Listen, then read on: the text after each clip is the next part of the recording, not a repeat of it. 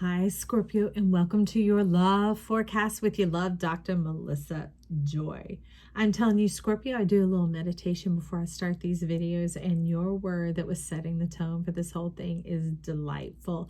And I was also preparing my decks. They had me save the cut and the shuffle for you from the dark, the secret, the divine, the night, and it's the Page of Wands.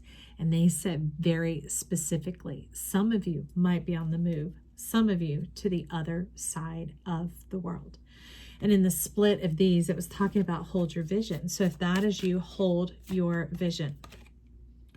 Adjustments are required. Adjustments are required. Okay, that's why they're telling you to hold your vision. It's kind of like when you're walking along, you don't take your pants off if you're a woman. Men, I don't know if y'all had to shift your underwear that much, but women, we get to walking around. Sometimes they just roll off our bum and up in various places, various and sundry places. And so we don't go taking our pants off while we're walking. We just make that little bit of adjustment. So it's talking about hold your vision, keep your covering, your provision coming on in. There's a little bit of an adjustment going on. And this might be in regards to love. You might be moving for the love of that culture that you're wanting to engage in. You might find the love of your life there. The scenery, the beauty, the thing that sparks to life your whole thrust of who you are, the whole genesis of who you are. Michael is here to give you some love and encouragement.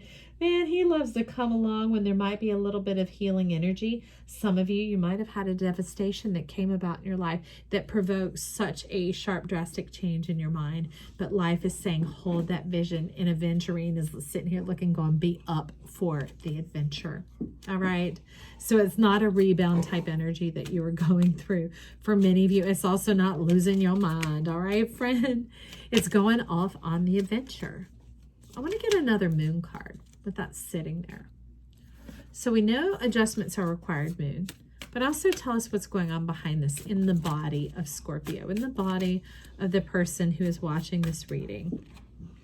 Your dreams need a practical plan and surrender to the divine. So I would say prayer and meditation is on the forefront. Maybe even a bit of journaling and then going back to look through to what your thoughts are exposing to you. Or you could even vlog like this is. This is a form of a vlog where I'm talking out and I listen back and I gain more wisdom when my mouth isn't running. Or when you're writing, when you're not thinking, you look back at it and you see what comes forward and presents itself. And Taurus is saying a solid plan. A solid plan.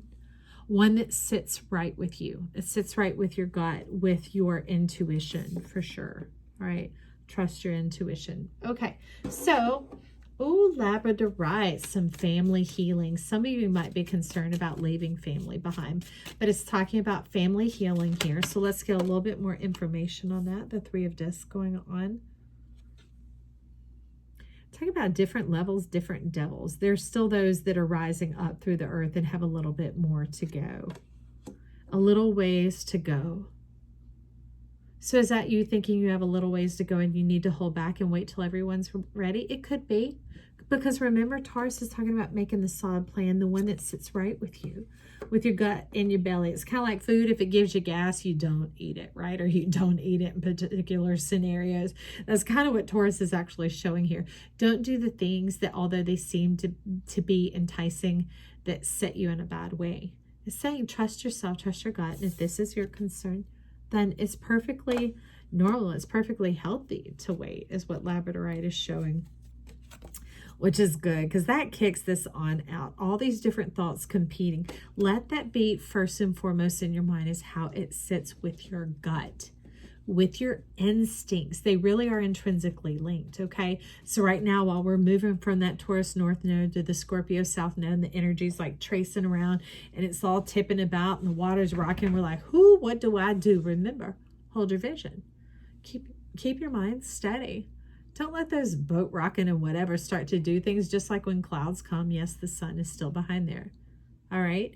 So the King of Cups, that old attachment, that old death till death do you part, that's being thrown out the window. Those ways, those type of commitments of feeling like someone has to lose out for another to gain. The sunflower, this Five of Wands is saying follows the sun. Choose to follow the sun. For some of you, that may be Sagittarius energy, that you want to check out some Sagittarius reads to get a little more. I'm seeing something here, a little more insight going on, and that's interesting insight. Now, this tower is constructive versus destructive. This is getting that insight of the inner workings inside of your body, of building back after some devastation and some change. It's able to be recovered from. Okay, it's kind of like if somebody's foundation gets shifted a bit, they get the foundation mended. They don't just raise and bulldoze the house, okay? So there have been lots of ideas being thrown out around you, and that's a bit of this waiting going on here. Waiting. You're waiting for the true power. You're saying that you will know when you pick up on it, which is great because that goes back to that Taurus full moon, that practical, stable plan. So you're not burning bridges or doing things rashly or impulsively or anything like that. Apparently we have one more, so let's take a look real quick. Ooh, Ace of Cups, and look at that reward. This reward is everything your heart desires. It's going to flow freely because you're seeking the stability. You're trusting that part of yourself. You're getting in alignment with who you are and how you operate, that begins to shore up the resources that need to come your way. Sometimes slow is the fastest way possible, because you're being a bit methodical. You're going at like a foot-bearing pace in order to take in the details, the signs, and the symbols to build a whole future. And you're talking like this, holistic. Ooh, who doing the cabbage patch? Do a little dance, make a little noise, get down tonight. All right, so tell me a little bit about this tower and the power, the restoration, the reformation, the restructuring of ideas that you have. There's a little bit, just a little sliver of a moon still dangling around over there. And oh, that's this Eight of Wands. But let me tell you what might look like confusion and confugery and things trying to take you down and out. You are swift. This is showing up a lot like a night jar, actually, that even in the dark of night, they know how to obtain their food. Even when things seem lost or hopeless, or you don't have the attitude, which I'm thankful for, but it could feel kind of set against you, like you're running against the clock and that type of thing, that there's a deadline type of urgency that you're feeling. You're able to just navigate that so stealthily and swiftly. Here in the near future, like right now, I am offering personal readings that you can find in the description, but eventually I'll be offering medicine jewelry like what I have going on here.